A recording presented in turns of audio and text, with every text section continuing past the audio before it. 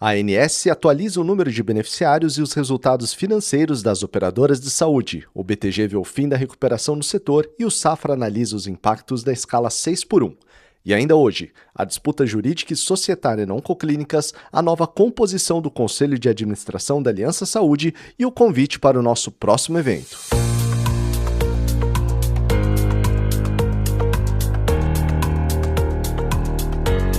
Bom dia, boa tarde, boa noite, meus amigos. Sejam muito bem-vindos ao XVA News, o nosso resumo semanal com tudo que movimenta o mercado de saúde no Brasil. Do lado de cá, Ulisses Rezende, sócio-diretor de negócios da XVA Finance, e do lado daí os nossos amigos, clientes e todos os líderes que conduzem a saúde suplementar no país. No episódio de hoje, número 93, trazemos todas as atualizações de números divulgados pela ANS, como o mercado tem enxergado todas essas mudanças e mais movimentações dos principais players do setor.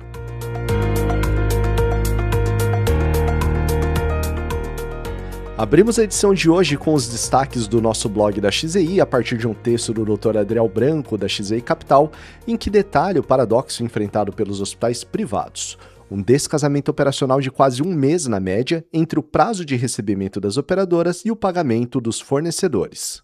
Esse represamento é inflado por uma taxa de glosa inicial de quase 16%, o que asfixia o capital de giro.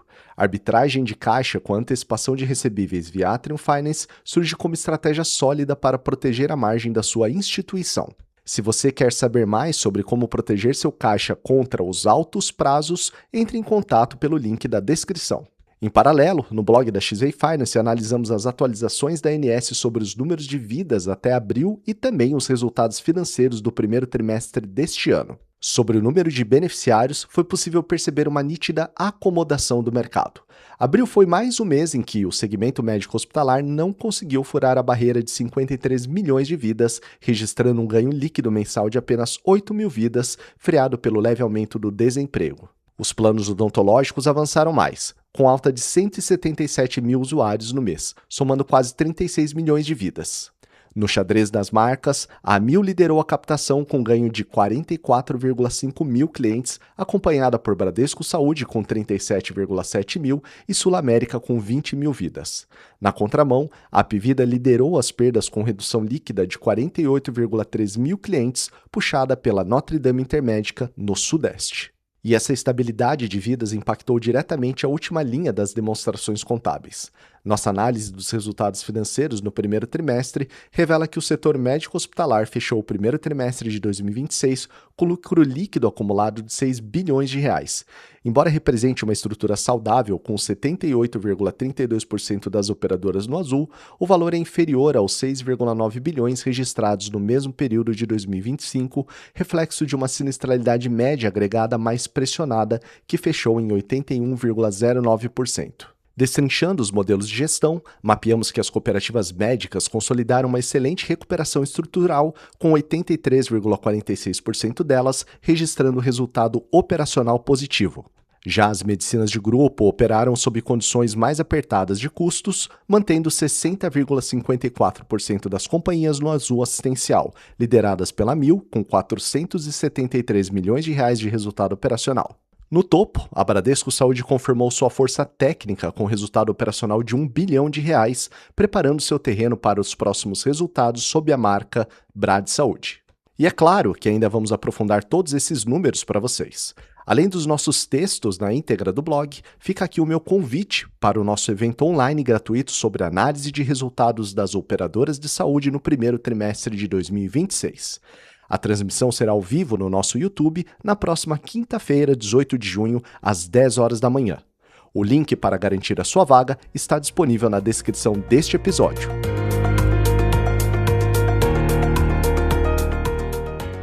A percepção de acomodação trazida pelos balanços oficiais da ANS também repercutiu nos relatórios das principais casas de análise do país.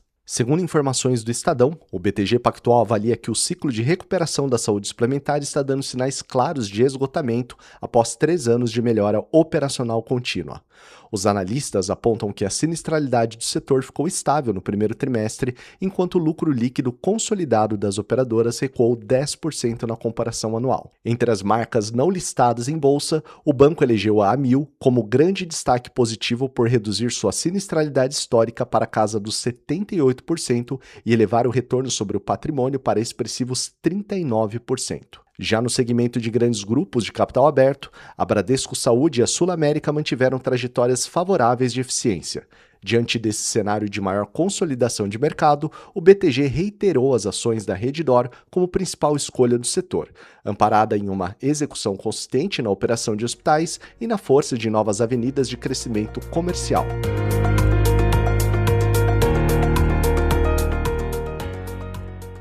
Além dos desafios financeiros comuns ao setor, a pauta macroeconômica e legislativa trouxe um novo vetor de atenção para as planilhas das companhias. Conforme reportado pela Exame, uma análise do Banco Safra avaliou os impactos operacionais e financeiros da PEC que visa colocar um fim à escala de trabalho 6x1.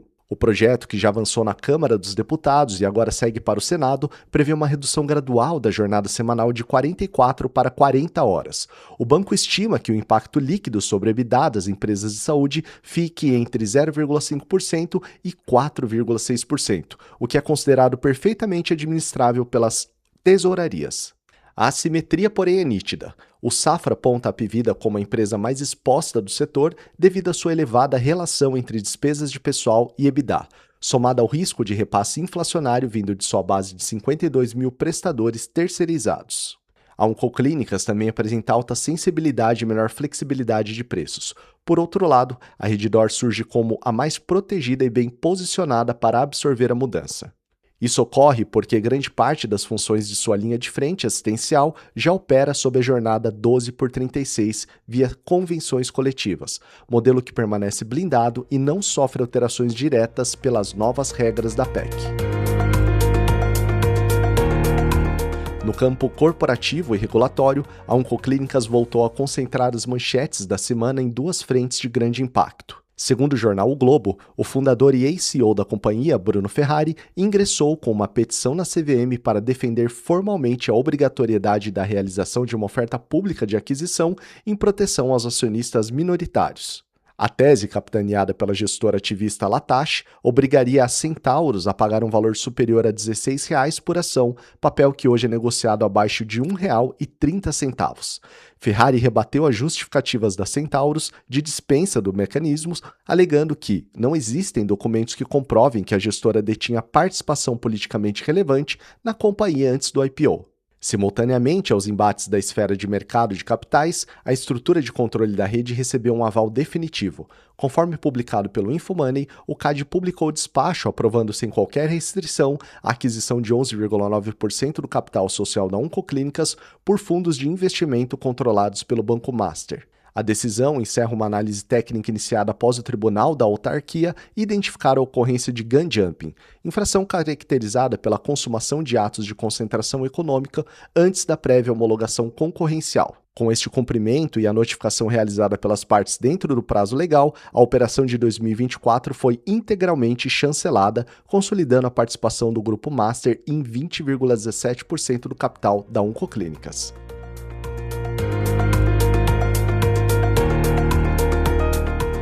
Seguindo a esteira de reestruturações financeiras e reorganização da alta gestão, a Aliança Saúde formalizou passos importantes. De acordo com o portal Ativo Virtual, a companhia comunicou que sua subsidiária operacional, a Cura, concluiu com sucesso a captação de R$ 50 milhões por meio de sua terceira emissão de debêntures simples. A operação, estruturada sem a exigência de garantias reais físicas, serve como oxigênio imediato de curto prazo para honrar as contas operacionais do dia a dia e conter o quadro de esvaziamento severo de liquidez da holding sob supervisão judicial. Para acompanhar de perto essa recomposição financeira e garantir total transparência regulatória, a companhia também oficializou uma ampla renovação em seu conselho de administração. Durante a Assembleia Geral Extraordinária, os acionistas referendaram o novo board estratégico, elegendo José Luiz Mendes Ramos Júnior como novo presidente do Conselho Corporativo. A estrutura de fiscalização contará ainda com Thales Leon de Ávila Sanivez exercendo a vice-presidência e João de Sambrison Paes de Carvalho atuando como conselheiro independente, assegurando um mandato estável e unificado até o encerramento do balanço do ciclo de 2027. Fechamos o nosso resumo da semana com dados expressivos que consolidam a maturidade tecnológica no atendimento clínico do país. Segundo a atualização da Associação Saúde Digital Brasil, em cooperação técnica com a Data Lab da Serasa Experience, a telesaúde no Brasil ultrapassou a marca de 7,98 milhões de atendimentos realizados entre os anos de 2020 e 2025. O indicador de maior destaque técnico é a taxa de resolutividade assistencial, que atingiu 72,96%, evidenciando que a grande maioria das demandas foi plenamente solucionada no ambiente virtual, sem a necessidade de direcionamento para consultas presenciais em prontos socorros. O mapeamento detalha que a teleconsulta responde por 97% desse volume bruto, sendo financiada majoritariamente pelas operadoras de saúde, que respondem por 42% do custeio, seguidas pelos beneficiários corporativos diretos das empresas, com 31%. No recorte demográfico regional, o estado de São Paulo lidera de forma absoluta com 2,3 milhões de interações digitais monitoradas pelo painel setorial.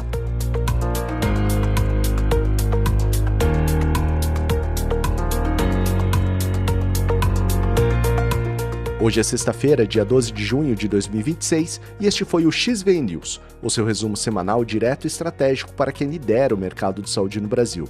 Nossos links para as análises do blog, newsletter do LinkedIn e acesso ao nosso grupo de WhatsApp estão na descrição deste episódio. Seja membro do nosso grupo de WhatsApp. Lá, todos os dias divulgamos essas e outras notícias relevantes do mercado de saúde. E também enviamos em primeira mão nossos estudos e eventos exclusivos. Um grande abraço, um excelente final de semana e até a próxima semana.